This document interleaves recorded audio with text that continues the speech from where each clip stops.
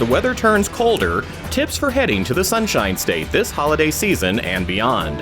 From the National Business Aviation Association, this is Flight Plan. I'm Rob Finfrock with your trusted source for business aviation news and information. With temperatures falling across the country, that means one thing. It's snowbird season. And as those in chillier climes head for sunnier conditions further south, and particularly in Florida, that can mean additional delays for business aviation flight crews. To share their insights on what's being done to ease those delays and what business aircraft operators can do to improve their chances of getting where they need to in a timely manner, I'm pleased to welcome back Dean Snell, manager of NBAA Air Traffic Services, on the floor of the FAA's Air Traffic Control System Command Center in Warrenton, Virginia. Also joining us from the ATC SCC is Jason Rooks, the FAA's National Operations Manager. And Jason, thanks for joining us again on Flight Plan. And before we look at Florida specifically, how is the travel forecast in general shaping up for this winter season so far? I think you're going to see an increase in traffic up and down the East Coast. I think in terms of pre-COVID, post-COVID, the behavior is more normal than it used to be. And I think that as we get away from COVID and the losses to illness that we had previously, you'll see a more normalization of traffic flow all up and down that snowbird corridor to and from even the deep Caribbean islands. The place that has not returned to pre-COVID levels is probably the European and Asian markets to and from the East and West Coast. Those numbers haven't rebounded, and I don't know if we'll get back there soon, but along the East Coast, as it pertains to this discussion, I think you're going to see a good, robust travel season. I'm sure that's the case for business aviation as well, Dean. Yes, definitely. We're looking at pre-COVID numbers for sure, if not even a little bit higher than 2019. So we are definitely anticipating, as Jason said, a strong, robust holiday season, especially along that eastern portion of the country to and from Florida and Caribbean. And Jason, the FAA has been hard at work on a host of initiatives in Florida and across the eastern seaboard of the United States to help handle more traffic and to handle it more efficiently. Can you tell us about some of those initiatives and how they will affect air travel to and from Florida this winter? I would say first, structurally, the big change that's gone on up and down the East Coast is a couple of programs called NEC-ACR, where we readjusted the routing structure along the East Coast. Think of it as highways in the sky. We've tried to straighten some of them out, more direct point to point as we move forward. We've also had an initiative called the Florida Metroplex, which I believe will help industry in terms of descent profiles and efficiency into some of those airports. Those were needed and necessary procedural upgrades within the national airspace system that probably had been long overdue. So I do believe you'll see some gains from that. Along the East Coast, additionally, we now have, I think last we spoke, we didn't have Washington Center Sector 30 open, which is an ultra high. We're still pressure testing that piece of airspace to see what the capacity is and what they can do for throughput, and looking at the behavior of industry in terms of flight plan filings and final altitude filings along the East Coast. Hopefully, and I do have a strategy session coming up with the field facilities, hopefully in advance of routing general aviation traffic around airspace or route out options, hopefully we can maximize that new piece of airspace along the coast and everyone can stay on what they would hope to get normally. Of course, even with these new procedures, we still run into times when bottlenecks do pop up. What are some of the constraints that operators may still experience, Jason? I believe along the East Coast, you'll just see a sheer volume issue. One of the things that we do well is we manage southbound volume in terms of route structure, in terms of airspace flow programs, ground delay programs, whatever the initiative is. Traveling southbound, we typically have a really, really good handle on it. I think the times that it's become overwhelming in the last few years as we really pulled it apart is managing the northbound demand simultaneously coming off the Florida Peninsula or foreign ANSPs. The sheer volume is just so much that they get backed up into departure delays. We have to figure out ways to slow the system down. Coming northbound, I think, is the future of where we're going. But that being said, overall, I think what you're going to see for the most part is a capacity problem. And so trying to smooth that capacity out, one of the unintended consequences of the Florida Metroplex was we used some of the unused airspace within Jacksonville Center to spread that traffic out. And in doing so, it changed the behavior of how Jacksonville Center works during time periods where they used to be congested on the East Coast mostly. That program spread that traffic out.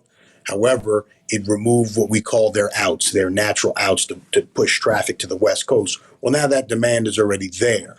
And so we just have to sort of fill in the gaps as to what we're going to do to offset that. So we're going to look and learn this season as we move into these new efficiency programs and configurations. And like I said before, they all have to sort of be pressure tested to see what the changes have become. And I believe that this is probably the first year where we're going to have more of a normal season and really get an opportunity to exercise. I think Jason gave a really good description, and I'll add that the three main constraints we saw last spring were weather volume and facility staffing. I think the main constraints this season will be primarily weather and volume, with staffing still being there, but hopefully not as present. We'll see going forward. But volume is definitely, I would say, our most significant constraint. With convective season behind us, we'll certainly be dealing with winter issues, but the warm weather and pleasant weather conditions in the Florida and the Caribbean is certainly a draw for many. We all know the high volume must be managed in the form of required route structure, and when needed, airspace flow programs, and/or terminal initiatives such as ground delay programs or ground stops. And the most common destinations historically down in Florida have been West Palm Beach, PBI, and Naples, APF. For that reason, ground delay programs into those specific airports are most common, especially around the weekends and holidays. On the reverse side, coming back into the Northeast, Teterboro, Morristown, and Westchester White Plains are historically the airports that need to be managed closely, resulting in ground delay programs and/or ground stops on those high volume days. And as I had mentioned, staffing constraints were common in Jacksonville Center last spring. So that adds to the constraints. But typically, whether it be volume and/or staffing constraints, airspace flow programs through Jacksonville Center, usually used southbound, are common, especially during those high volume days. And that will manage the throughput through Jacksonville Center. With Jacksonville Center's location, you pretty much have to go through Jacksonville Center to get to Central or South Florida, both from the north, northwest, and in some cases also from the west with the Gulf routes. Weather is also a player, usually more so in the north with winter conditions in the northeast, lowering the arrival and departure rates. So that could push us into a ground delay program at those northeast airports sooner rather than later based on the reduced rates that we see. You mentioned a few of those busier Florida airports, Dean. Are we still seeing any impacts to those facilities in the aftermath of Hurricane Ian? We haven't heard of any, and certainly we've not seen any reduced rates for those airports. So I believe the airports have rebounded well. Certainly there's some regions, I believe, infrastructure around the Fort Myers area. There's certainly some building damage there, but we have not seen it on the airport side. And I think that's a good sign that the infrastructure is going to be fine. More in a moment after this word from NBAA. NBAA Flight Plan listeners, are you getting recognized for your leadership? NBAA now offers certificates and other credentials in safety, sustainability, and more. Visit NBAA.org to apply today. We're back now with Jason Rooks and Dean Snell, and our discussion about traveling to and from Florida during the upcoming winter season. And Dean, thinking about those peak travel periods coming up, especially over the holidays, when are the best days for business aviation operators to perhaps avoid those busier times? Historically, the peak days and times are Thursday afternoon, evening, and Friday morning for southbound traffic out of the Northeast. And then looking at the northbound, Sunday afternoon, evening, and Monday morning are historically the most common days and times that we see the volume tick up. We also noticed certain days during the holiday season Certainly the day after Christmas seems to be extremely popular, December 26th. For those that want to stay home for Christmas, that seems to be a very popular day to be traveling, especially along the East Coast, heading down into Florida and the Caribbean. And then on the reverse side of it, it's typically the Sunday after New Year's Day. The caveat this year is New Year's Day will be on a Sunday, so we're anticipating probably more traffic coming back Monday and or the following weekend. I could add that throughout the winter, we also see a significant demand around Martin Luther King weekend, President's Day weekend, and then in March, there's a number of weeks with spring break that the numbers tick up for sure. From a command center perspective, we view the snowbird season as a little bit longer, almost until the end of Easter weekend. We see increased travel most of those weekends as they blend into snowbird and other things throughout the country. So we consider it a complete holiday travel season. But time frames in terms of travel, the only thing I'd add to what Dean said is during COVID, with a lot of telework agreements in place and people staying home, what we actually saw was the traffic spread out. So instead of the travel day being Thursday, it became Wednesday. And so that peak demand that you saw on a Thursday or a Friday morning sort of lessened. So you were busy and steady most of the time, but you didn't have that spike. So it'll be interesting from Command Center's perspective and probably the user community also. Do we go back to a more traditional, stable Thursday, Friday travel? Everybody's coming home on Sunday night, if not early Monday morning, and see what that behavior is again. This is all sort of uncharted and new. Jason, I know another factor when we talk of traveling from the Northeast and down the coast is the impact from TFRs over Wilmington, Delaware when President Biden's in town. Well, unfortunately for general aviation and business travel community, that has had a significant impact. If you look at the last two VIPs, they have been from the Northeast corridor or reside down in a busy travel destination area like a Palm Beach. I think the difference, though, is the impact going northbound for the GA and business community is more significant due to the complexity and the route structure up in that corridor, everything being so close together, the arrival and departure corridors being so narrow, and then having to go around. Unfortunately, for Teterboro, Morristown, Caldwell airports, you can't fly your normal route, let's say, through Washington Center and then maybe make a left turn above the DC metros into New York and even tighten that route up because of the arrival and departure corridors in and out of New York City from the west. So the struggle has been we've actually had to take guys all the way around Washington Center, up through Indianapolis into Cleveland before they can turn for home, getting into that market up there.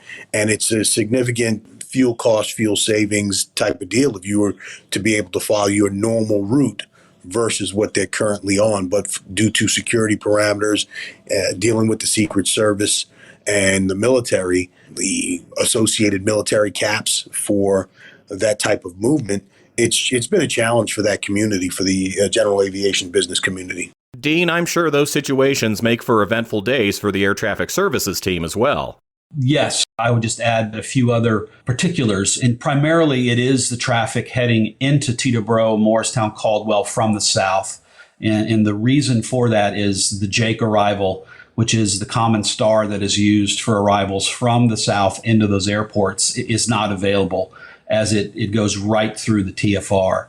So the only route options available are either that route up through Indy and Cleveland Center, as Jason had mentioned, which adds a significant mileage, and the Deepwater Waters route. And now the Waters route, while still adding miles, will be less miles than the route up through Cleveland Center.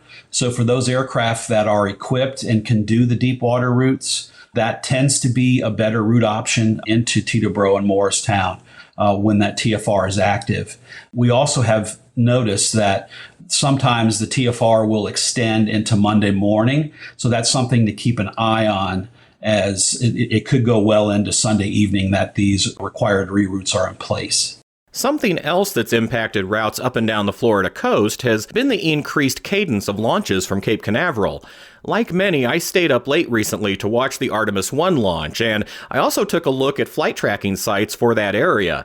I could not believe the volume of traffic there was along the coast at 1:45 in the morning, and you could see how it was all being rerouted around that huge chunk of closed airspace. Yes, the Artemis launch surely had the most airspace effect that I have seen with a space launch. And with it being the first launch of Artemis, I think that was done to certainly make sure that the airspace that's needed was protected.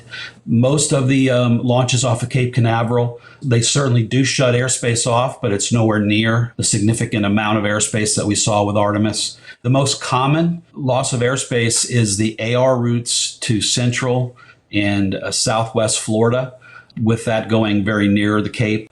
Those routes are commonly closed during space launches, and all of those required routes and airway closures are put out via FAA advisories from the command center, so that aircraft will be notified beforehand that those routes will be shut down so they can look at alternate routes to get to that portion of Florida. I think NBAA does a great job, and organizations like that briefing the business community and the general aviation community all up and down the East Coast, because that stuff is very confusing. And as we get better and better at it, hopefully we can streamline the process. One, to make it more efficient, and two, so that everyone has a better understanding of what's going on up and down the East Coast. I don't believe that we're as efficient as we can be with it. But there again, hopefully we get more nighttime launches, things like that over the middle of the night, something less impactful. So when those route closures do impact the flying public as a whole, all of that stuff gets pushed to the overland routes over Jacksonville. And that really becomes the choke point in terms of just a sheer capacity issue. And that's when you see the delays and initiatives go into place to support Jacksonville Center. What additional insights or advice would you like to share with business aviation operators, Jason, as they make plans to head to Florida over the next few months? I would say my biggest thing is they have the opportunity to dictate when they travel more so than anyone else. And I would take the time out to examine when are the gaps in volume that they could best utilize to, one, file an efficient route that works for them in advance of any initiative slowing them down or adding extra mileage or time or fuel to their route structure. But be flexible would be my thing. Take an extra day or leave earlier, whatever the customer wants to have an overall good experience. That's what I see. Traveling at peak times is really to no one's benefit in this case. So I know it's a little bit out of the box, but that's where I would go. Dean, as Jason noted, it seems a bit counterintuitive, but if business aviation travelers can fly during those off-peak periods, it sounds like that may go a long way toward improving the odds of an uneventful trip.